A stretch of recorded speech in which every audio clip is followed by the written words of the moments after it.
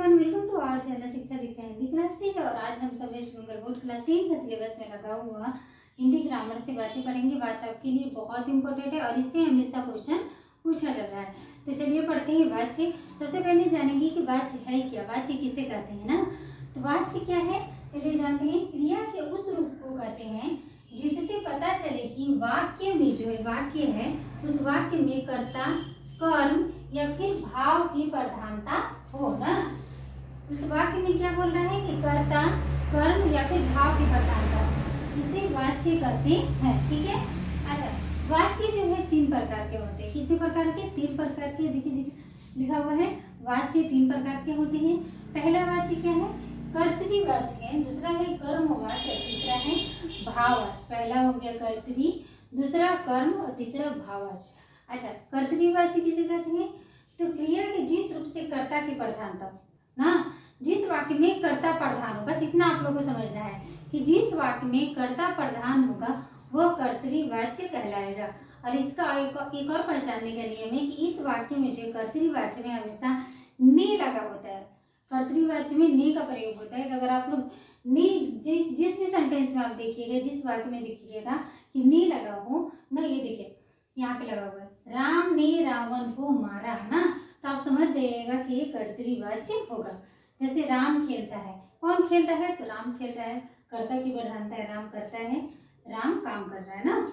आगे देखिए, राम ने रावण को मारा ना, तो इसमें देखिए ने है ना। ने जिस वाक्य में ने आएगा, आप ऐसे भी समझ सकते हैं, जिस वाक्य में ने आएगा तो वह कर्तृवाच्य कहलाएगा।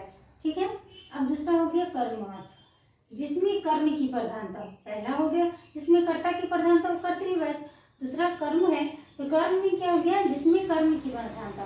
जैसे राम के द्वारा खाना खाया गया, किसके द्वारा खाना खाया गया? तो राम के द्वारा खाना खाया गया। जिस सीता के द्वारा नृत्य किया गया, इसका पहचानने का नियम है कि कर्मवाच्य में हमेशा द्वारा का यूज होता है। आप ऐसे समझ सकते हैं, अगर समझ में ना आए कि द्वारा जहाँ भी आप देखेंगे द्वारा द्वारा, तो आप समझेंगे वहाँ पे आप जानिएगा कि वहाँ वह जो है कर्मवाच्य होगा। बस सिंपल है। आगे देखिए, तीसरा है भाववाच्य ना, जिसमें भाव की प्रधानता हो ना, जिसमें भाव की प्रधानता हो। जैसे क्रिया का भाव मुख्य होगा ना, तो वह जो है क्या होगा? भाववाच्य कहलाएगा।